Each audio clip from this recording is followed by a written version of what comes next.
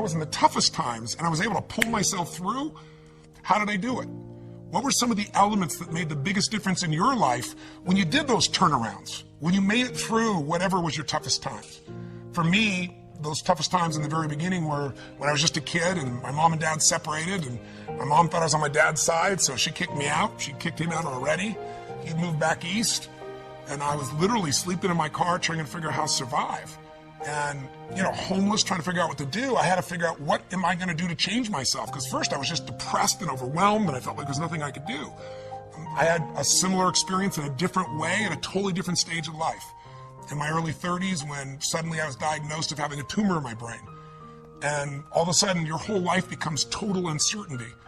And what do you do to turn things around? Well, at the most fundamental level, I did 5 things. And these are the 5 that I invite you to consider and look at your life to either take yourself to the next level, be able to thrive during these difficult times, or turn yourself around so you can begin to thrive. The first thing I believe you got to do to turn yourself around is really take control of your mind, or specifically, you got to feed and strengthen the mind. The mind is an interesting place, isn't it? I mean, fear can take us over. Uncertainty kind of unleashes all these thoughts that make us start to believe very often that things will always be bad, that we'll never be able to turn it around, or that we don't have the capability. It's just the nature of those inner voices that everybody feels at times. Now, maybe you're not feeling it right now, but I'm sure there are times that you have. So to take control of your focus, what do? Well, I was told all of a sudden I had a tumor, or way back when I'm on my own trying to figure out what to do, I realized that somehow to take control of my mind, I had to feed it. That if I didn't feed my mind, I'd be living on the weeds that came around me. I mean, today, if all you do is, pick up your phone, you've got all kinds of messages that are going to get your full attention, or flip on Google and check out the news, or watch CNN, or whatever it is you do, it's constantly coming at us. One of my first teachers, Jim Rohn, taught me something years ago. He said, Tony, every day you got to stand guard at the door of your mind. He said, I'll give you a good lesson. He said, think about this. What if your worst enemy in the whole world came and dropped some sugar in your coffee? He said, what would happen to you? And I was just a 17-year-old kid just getting started. And I said, what do you mean? I'd have sweet sugar. He said, that's right. He said, what if your best friend, with the best intention in the world, dropped 1 drop of strychnine in your coffee? I said, I'd be dead. He goes, that's right. So remember, life is both sugar and strychnine, and you better stand guard at your coffee. Stand guard at the door of your mind, because things feed in there and you start to accept them. They start to become beliefs. You start to make up meanings that take over your life. My fastest way of combating that when I was first brand new, just trying to figure out what to do with my life, was to read. And I was poor. I was literally sleeping in my car, so I'm ancient enough to remember when there wasn't an internet, and when I would go to the library. And I would go to that library, and my whole goal was feed the mind. Feed the mind for at least an hour minimum a day, and sometimes more than that, where I would read somebody's biography. I'd read the story of somebody who went through some unbelievably difficult time and how they turned it around. And it gave me perspective. Or I'd read a book like As a Man Thinketh. If you haven't read it, it's worth reading again and again. You can read the book in about 20 minutes. Or I'd read Man's Search for Meaning, where all of a sudden Viktor Frankl, a man who was literally living at that time in Auschwitz, losing all of his family, and he figured out how to make it through that time and add value. These stories, these things fed my mind something nutritious, something strong. If we are what we eat, we are what we read, we are what we listen to.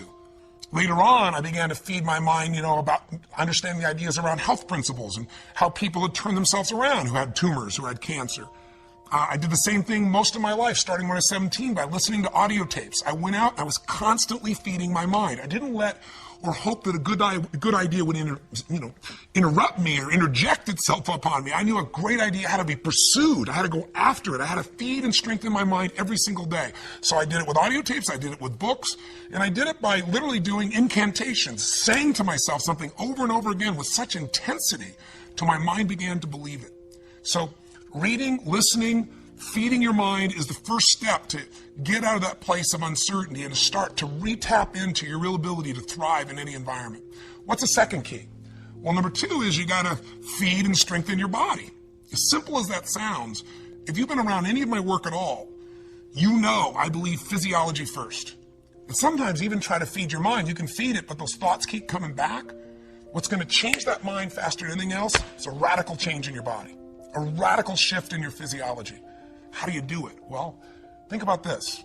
When times are really uncertain, fear creeps in. And what is fear? Fear is something quite physical. It takes a hold of you when it's really there and intense. We've all had that gut level fear, that dark night of the soul at times where it feels like, nothing's going to work.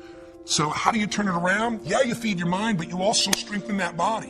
When's the last time you really pushed yourself? You went on a run, a slight jog or a walk, but at the end, you pushed yourself for that last 2 minutes, 5 minutes, whatever it was, till you felt like your heart was pumping up, like going to spit out blood, where there was an intensity in you.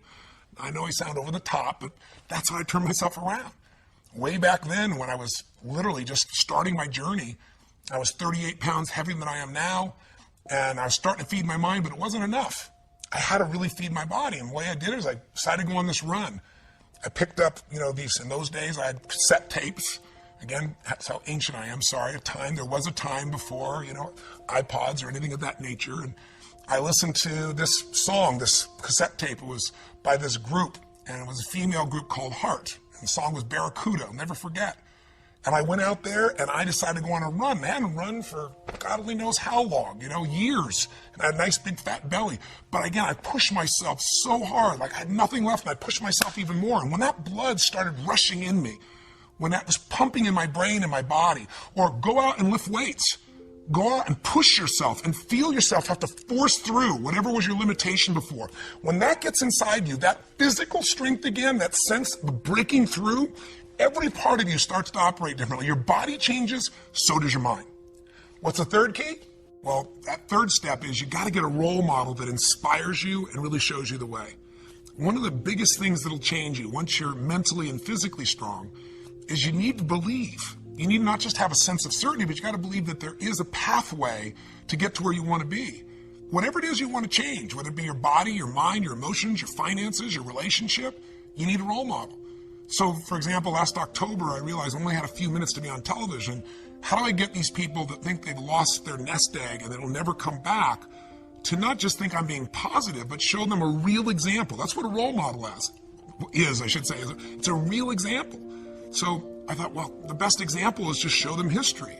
So at that time, they interviewed me and they said, well, many stocks have gone from $80 and the last few months they're down to $8. And I said, well, let me tell you the good news and the bad news. Some of those $8 stocks are going to be $5 or $2 or $1. Many of them are going to go to 75 cents. And, people were hold back and saying, well, that's not very positive. I said, well, here's what's positive.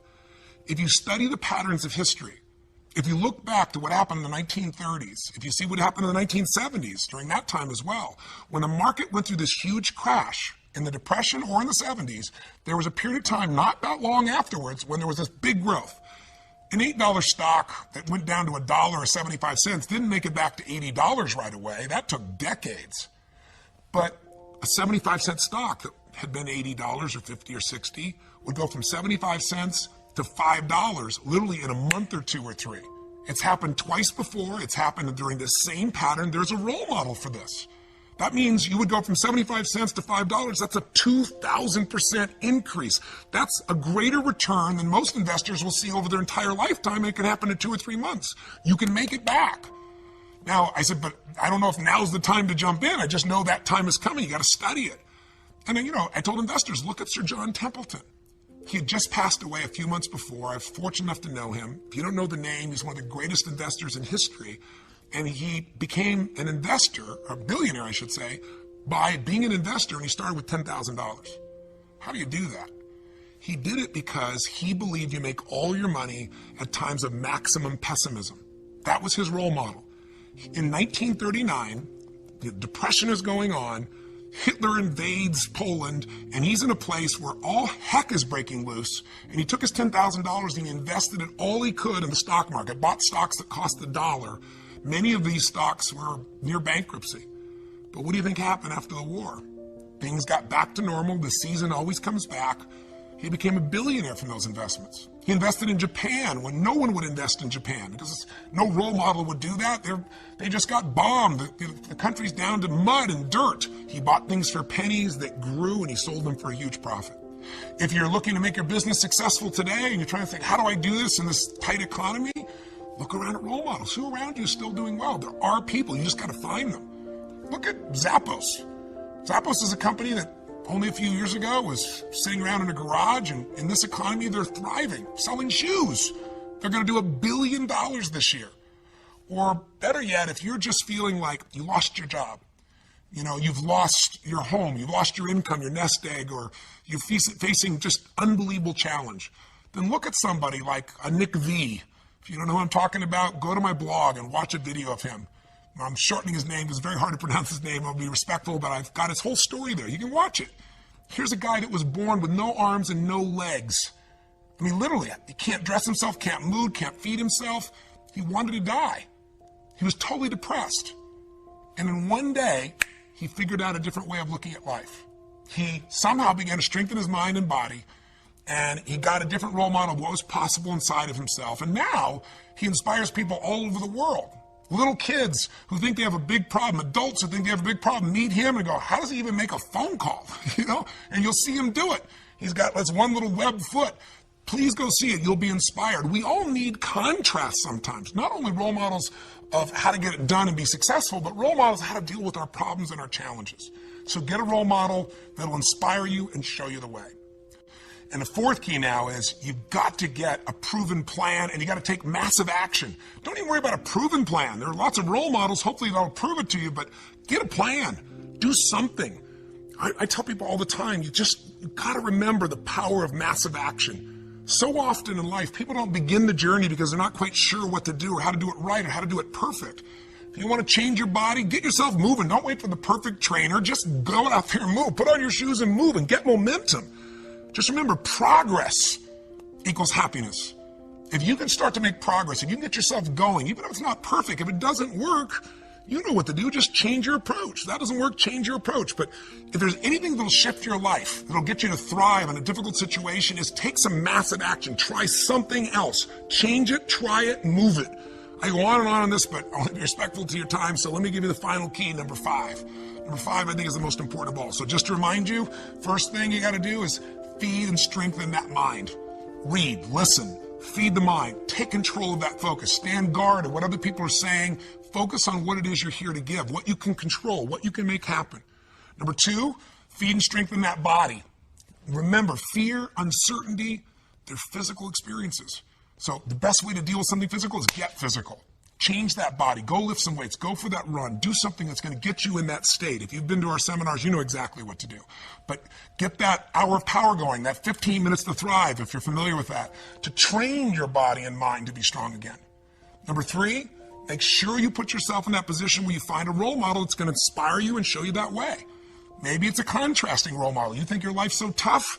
Find somebody with tougher who's really turned it around. Or maybe it's just somebody who's really succeeded, that you can now see there is a way. There's a way through. There's a way to make this happen, even in the toughest times. There's always a way. 4, make sure you get yourself into action. Get a plan, take massive action. And then number 5, most importantly of all of them, feed your spirit. Feed and strengthen your spirit. And there's only one way to do that. It's to find what you're grateful for and to take time, whether it be prayer for you or just taking a moment to think about what it is that's so lucky in your life.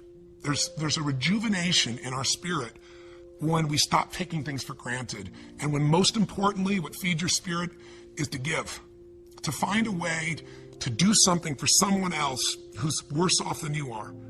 Because what is this all about? It's about strength, and it's about perspective, it's about action, it's about emotion, and it's about heart. And so many people, miss the opportunity to feel like their life makes a difference. I'm a big believer that motive does matter, that why you do something people can feel, that people may be skeptical, they may have their judgments or their fears because they've been through so much, but in my experience, ultimately, why you're doing something people feel. And if you're doing this because some part of you knows that you're here in life not just to get but to give, then there's a spark that happens in other people because they feel the genuineness of that, and there's a spark that happens in you because it reminds you what you're made for. Like Thanksgiving is coming, and it's supposed to be a time of giving thanks, right? But unfortunately for a lot of people, what we're finding is it's just about eating turkey or, eating so much and going and watching the ball game and forgetting what the spirit of the holiday is really about. Many of you who know me probably know the story of what's happened in my life. And why I'm sharing this with you right now, because when I was 11 years old, my family, and young brother and sister, I'm the oldest, and my father and my mother, we were in a position where my father had lost his job and we had no money and no food. And we wouldn't have starved, but we certainly weren't going to have a Thanksgiving dinner, that's for sure. And it was depressing, and my father was saying things to my mother, and mother was saying things to my father that, you never forget and you can never take back. And we were in this psychological, emotional hole, and it felt like nothing could get better. And what changed my life was a simple act of kindness. Somebody who, to this day, I'm emotionally even thinking about it still. That's why I want to talk to you today. To this day, I don't know who it was. But they decided, or knew our family, I guess, and they sent a delivery guy to knock on the door. And, my parents were fighting, so I answered the door. And there was this tall man standing with this big box of food, everything you could imagine for this holiday. And beside him on the ground was this black pan with an uncooked turkey in it. And he said, "Is your father here?" And I said, "Just one moment." And I quickly went over and grabbed my dad and didn't tell him who it was at the door. Just said, you got to answer it, and opened the door. And unfortunately, my father didn't take in the gift. He was angry. He said, "We don't accept charity." He was very intense about it. And it was a seminal experience in my life because I wanted to celebrate.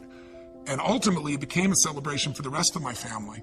But my father didn't take in the fact that strangers can care, that strangers could really look out for you, that there could be an opportunity for you to take in a gift in life. And my father, shortly after that experience, left our family. It was one of the more intense moments of my life. But the beauty that came out of that event is the reason why I'm here right now. Not just talking to you in this conversation here on the internet, but the reason I do what I do is because I was penetrated by this kindness, because the meaning I gave it was that strangers care. And if strangers care about me, then I care about strangers. I got to find a way to give back. And I promised I'd find a way to do that. And so by the time I was 17 years old, I figured out how to do it. I wasn't real successful yet, as you might guess, but I decided I was going to feed 2 families. And I went to the grocery store and I got 2 baskets and I went around and put enough food, for 2 different families to have this incredible dinner. And I started the journey.